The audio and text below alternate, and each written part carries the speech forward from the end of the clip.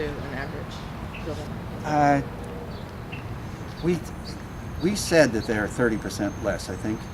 The buildings are certified like 75% more efficient. We got the highest score that Earthcraft ever saw. We haven't figured out how to be able to track that. We had a study done originally, but because we don't own these buildings, we don't pay the bill. NES won't tell you what the bills are. We don't know what the water, they won't. It's a privacy thing. So we've been a little lax in figuring out. Ashley's got a. You want to do that? You got a way to do it? Kind of a way to do it. She works for TVA, so. That you can't find out what the bills are. We would love to know, but if I told you I knew, I'd have to kill you. I don't know. I mean, nobody.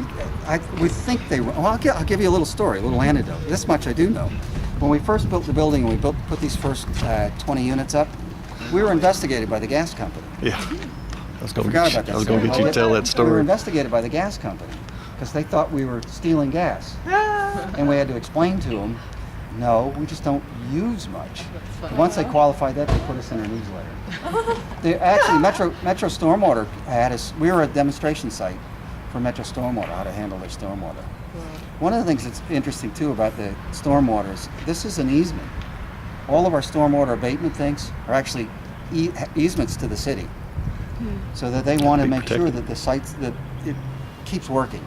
So if it started, it's in lieu of, you see these great big pits people have to dig? The detention and these ponds. detention ponds, or the big concrete things in the ground. Box Sorry culverts. for not, pardon? Box culverts.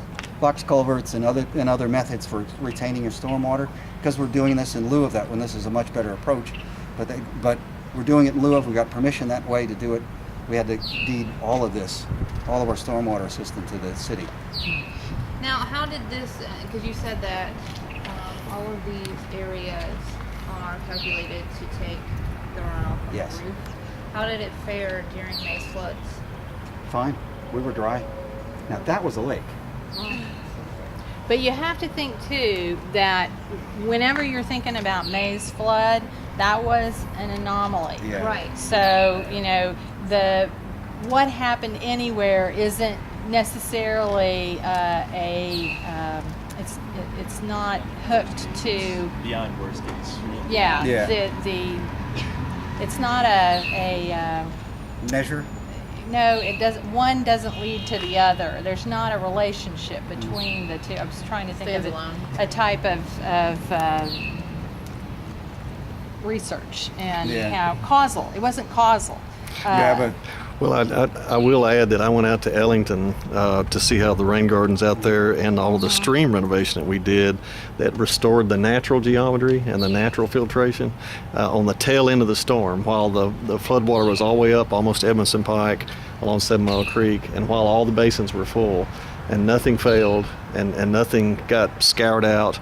None of the banks that were restored got scoured out. Everything worked. So, that didn't tell me it was good engineering. It said it was good mimicry. We copied what works. And so, like he said, even though there was a lake on top of these rain gardens, yes, No, it not did. the rain gardens, in the park out there. Or in the park out there. This site was dry. You wouldn't have known in our. So that perked. From this, Even then, wow. This site was completely dry. 15 inches of rain. Yeah, completely dry. There was no evidence of the rain at all. And that was, frankly, we have in this neighborhood combination of stormwater sewers, and you'll see the drains in the street. The water was coming out this high, out of those, because we're on the low section. This is the treatment plant's over there, so all the water's draining this way. So we filled up with that park filled up with water from the water that was coming out of the storm drains. But this site, like I say, from whatever water fell on here, was completely dry. You wouldn't have known. And the only reason that I'm being cautionary here is because one of the worst things that we can still do in the green movement, the sustainability movement, is to be accused of hyperbole. Yeah. So unless we specifically measure this in a scientific manner, then we have to be very careful about making any kinds of claims. So, when Dodd went to Ellington, I took photographs. He had an observational sort of, and that's a really good, that's a really good way to begin the measurement process. And you were here, and so we have anecdotal evidence that this was true.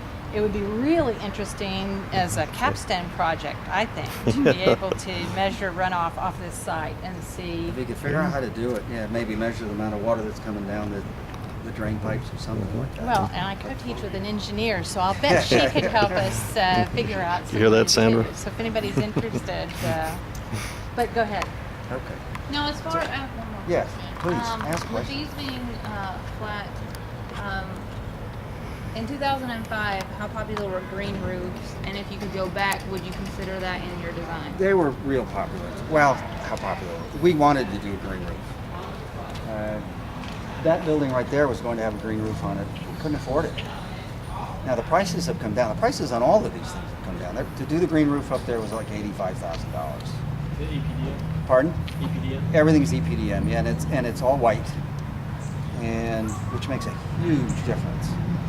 It's all white, and it's the 40-year. We went overboard on all of these. We wanted to be as durable as they could possibly be for as long as they could possibly be. Water infiltration was something that we were very interested in. That has so much to do with durability. There's all kinds of things about these buildings that I could walk around and show you. If we have time, I'll point out a couple of things just to give you a sensibility. But there's lots of areas where water can penetrate.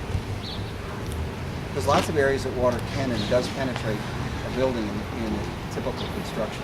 Balconies are one of them. The surface material, well, I gotta back up. The brick is a lousy finish for keeping water out of the brick. The brick is extremely porous. One of the things that wasn't happening very well in this area was the flashing and the house wrap. The way you treat flashing and the way you treat house wrap, that's your water barrier. So if you saw these buildings, they look like Christmas packages when they're wrapped. I mean, they just look very perfect, very neat, everything's sealed off, all the flashing handles. You don't see that very often, but that's really where the water barrier is, it's not the brick. The brick's a weather barrier, but it isn't a water barrier. But back to It's a big distinction. Yeah. A weather barrier versus a water barrier. Just remember. water will degrade every part of your building, all of your efficiency in such a way. I mean, it degrades your insulation, it degrades your structure, causes mold, it does all these things. Water is a big deal. And we have on all of our buildings. We paid super attention to where water would have a chance to get in these buildings. I just want to point out something here. They're small details, but they're very important details. If you look at balconies, and you probably will now because I'm going to point this out, you will see the majority of them are attached.